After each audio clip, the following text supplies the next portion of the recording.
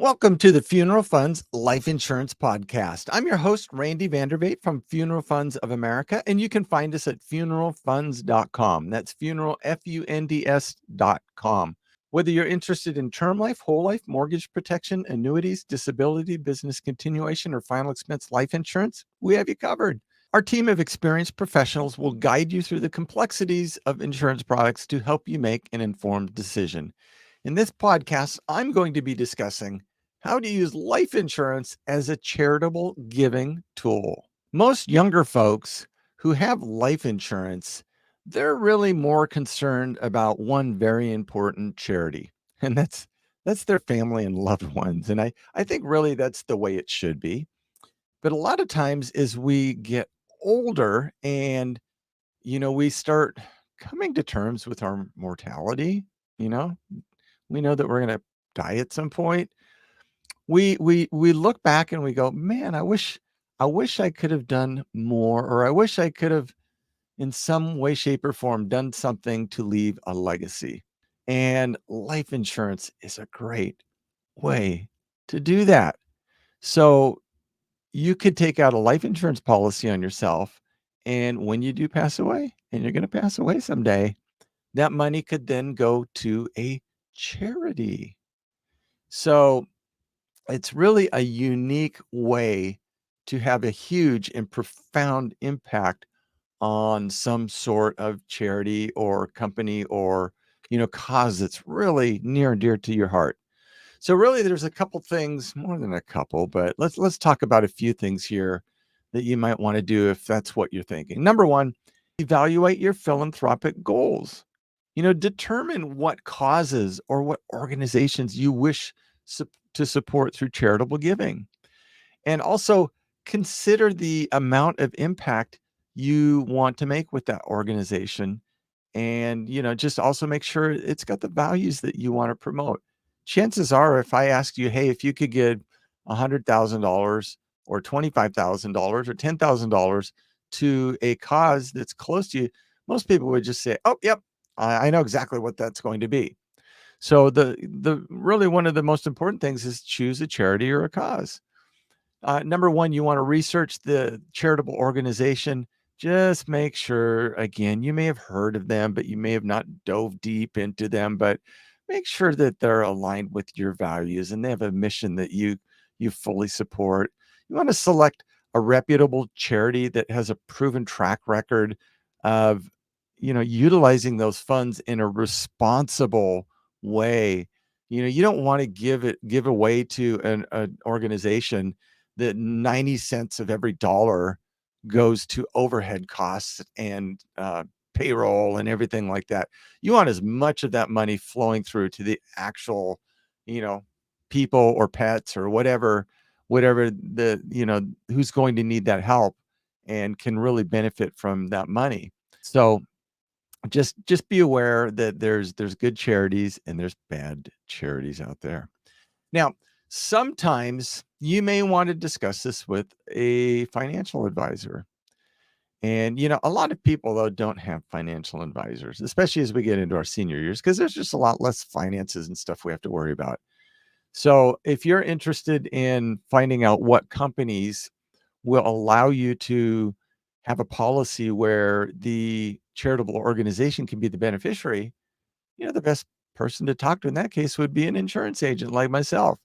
So, if you know a trusted insurance agent, talk with them. If you don't have anybody, or if your insurance agent only works for one company like Allstate or, State Farm or whatever, they only sell their own products. And in so many cases, they're very limited on what they can offer. And in so many cases, those companies that are captive companies, which means the agents can only write one type of policy, and that's the company's policy. So, in many cases, you're going to be so much better off dealing with a broker who works with a whole bunch of different insurance companies, who is not like just set in stone that, hey, we're always going to write through this company, because that may not benefit you the most. And quite frankly, some insurance companies, in fact, most insurance companies, they do specify who can and cannot be the beneficiary. And in many cases, they don't allow charitable organizations to be beneficiaries. So you need to go with the right company to make sure that you can even do that with the money. The next thing you want to do is decide on the type of insurance policy.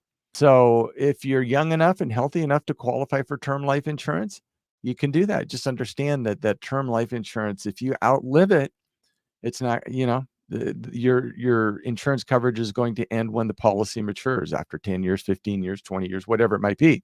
And then all that money that you will have put into that policy just stays with the insurance company. They don't have to pay a death benefit. Permanent life insurance is often a better fit, like whole life insurance or universal life. Those are both commonly used for charitable giving because they're 100% bulletproof. Now, I will say the whole life insurance is 100% bulletproof. The universal life, boy, it's got to be designed correctly, and that's where a trusted, knowledgeable agent can help you out because universal life is flexible. You can adjust the amount you pay or, the frequency you pay, all sorts of different things. It gives you some flexibility. With that flexibility comes the responsibility to making sure that it's getting paid at enough of a rate that it's going to last as long as you want it to last. So you really need a trusted, knowledgeable agent for universal life. Next step would be designate the charity as the beneficiary. Again, you want to make sure that the company that you're going with allows that to happen. And that's going to be very clear in most cases, as long as your agent is knowledgeable. What that means is that when you pass away, when the insurance company writes that check, it's going to go directly to the charity that you wanted it to go to. And they're going to think you are pretty darn terrific. I can assure you of that.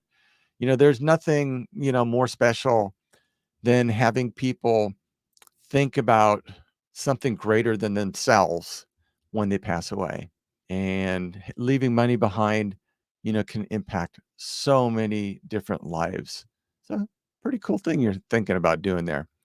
Um, you can also, in some cases, if you have an existing insurance policy, you can change the beneficiary over to them. So maybe you don't need to go get new insurance, or maybe you convert a certain portion, if your policy allows it, of your term life insurance over into whole life insurance, and then you can money, still put that over towards the company. If you got an insurance policy that's paid up, in some cases, you can transfer ownership over to the charity, which means the policy is paid out. Nobody ever has to pay any more money on that. So that policy is just there until you pass away. Now, make sure that you have somebody that's going to let the charity know when you do pass away so that they can get the money from the insurance company. In that case, the charity is going to become both the owner and the beneficiary. And you may be able to receive a tax deduction for the policy's cash value.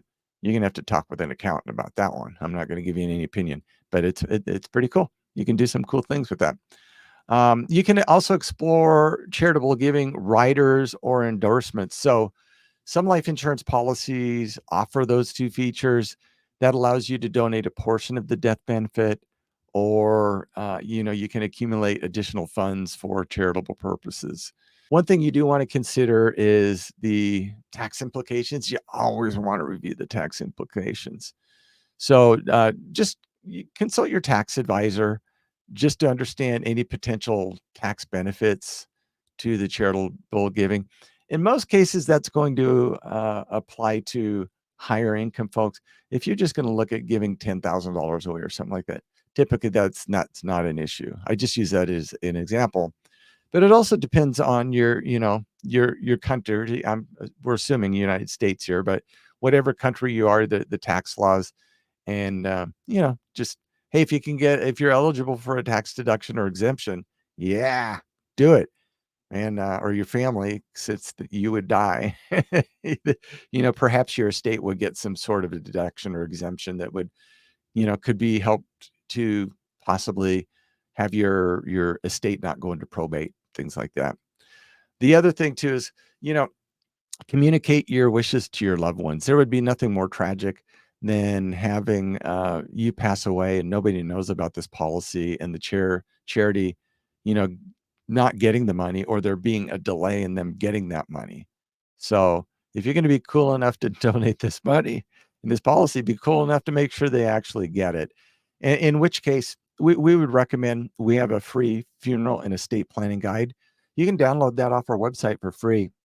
You can write all of this stuff in there, and that way when you do pass away, there's no surprises. They'll be able to go right there and go, oh, they've got a policy with X, and here's the policy number, and this is going to go to XYZ charity company.